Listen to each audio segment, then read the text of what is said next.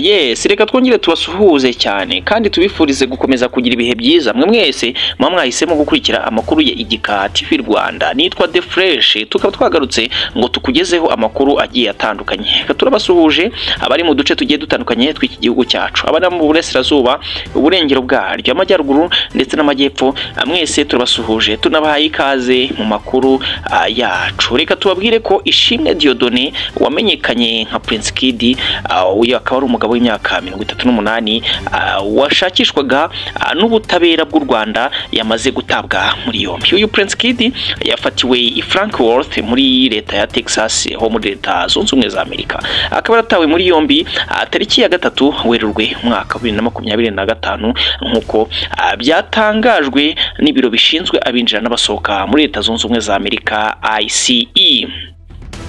Tariki ya 13 Ukwakira umwaka 2023 urukiko rukuru rwakatiye Ishimwe Dieudonné igifungo cy'imyaka 5 mu rubanza ubushinjacyaha bwari bwajuririye icyemezo cy'urukiko rwisumbuye rwa Nyarugenge rwamugize umwere tariki ya 2 z'ukwezi kukuboza cyangwa kwa 12 umwaka 2022. Urukiko rukuru rwahamije Ishimwe Dieudonné alias Prince Kid ibyaha byo gukoresha undi mibonano mpuzabitsina ku gahato no gusaba cyangwa gukora ishimisha mubiri rishingiye ku gitsina. Ishimwe yari yarashyikirijwe impapuro zimusaba kwitaba nyuma y'icyemezo cyo kumuta muri yombi cyatanzwe na guverinoma y'igihugu cye nk'uko abayobozi ba ICE babitangaje.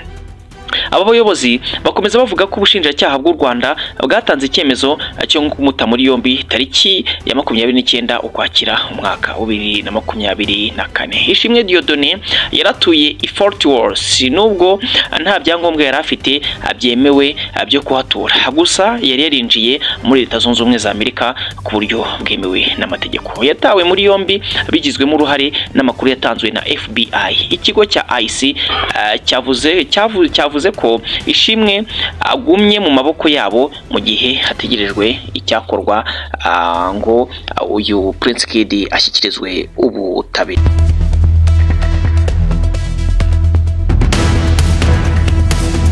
Muri make urubanza rwa Prince Kid rwabaye agaterera nzamba mu myaka ya 2022 ndetse na 2023. Prince Kid kuva muri Werurwe umwaka wa 2023 yaburanaga ku bujurire bwatanzwe n'ubushinjacyaha ku byaha bitatu. Ibyo byaha bitatu byarimo kuregwa gukoresha undi mibonano mpuzabitsina ku gahato, gusaba cyangwa gukoresha ishimisha mubiri rishingiye ku gitsina ndetse no guhoza ku nkeke undi bifitanye isano n'imibonano mpuzabitsina. Ibi byose akaba byaravugwaga ko yabikoreye abakobwa bitabiraga irushanwa rya Miss Rwanda ryategurwaga na Rwanda Inspiration Backup ryayoborwaga n'uyu Prince Kid. Ibi byaha akaba yagiye abikora mu bihe bitandukanye mu gihe yateguraga iri rushanwa ari iwe muyobozi wa Rwanda Inspiration Backup.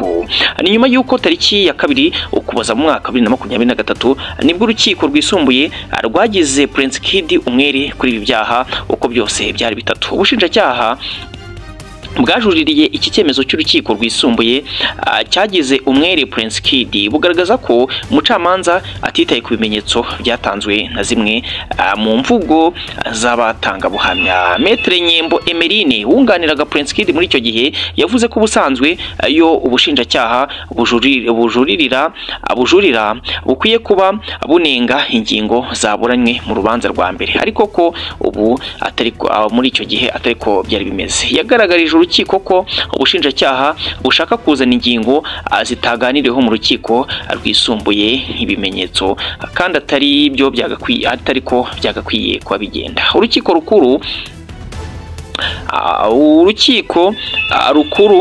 rwanzuye ko inyandiko z'abakobwa batanze babazwa arizo zifite agaciro aho kuba za nyandiko bakoreye kwa noteri. Reka tubibutse ko harimo bamwe mu bakobwa bagiye bajya kwa noteri bakandika inyandiko zishinjura Prince Kid, harimo ndetse n'umugore we yaje kuba yashaka ariwe Miss Elsa ndetse na Muheto.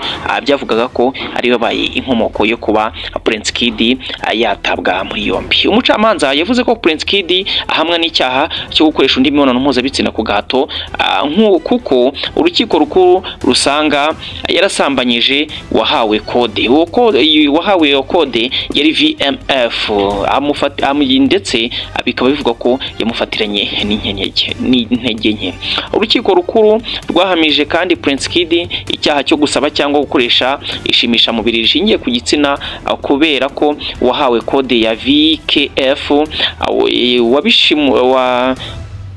yabimushinjije ko yabimukoreye inshuro 3. Nyuma yo guhamwa n'ibi byaha byose bibiri, Prince Kid yakatiwe igihano cy'imyaka 5 ndetse anacibwa izahabu ya miliyoni 2 z'amafaranga y'u Rwanda. Gusa Prince Kid nyuma yo guhamwa n'ibi byaha ntiyigeze agaragara ngo atabwe muri yombi, bityo rero hakaba harakomeje kwibazwa aho Prince Kid yaba haherereye. None ubwo rero Prince Kid akaba yamaze gufatirwa muri Leta Zunze Ubumwe za Amerika muri leta ya Texas mu mujyi witwa Fort Worth.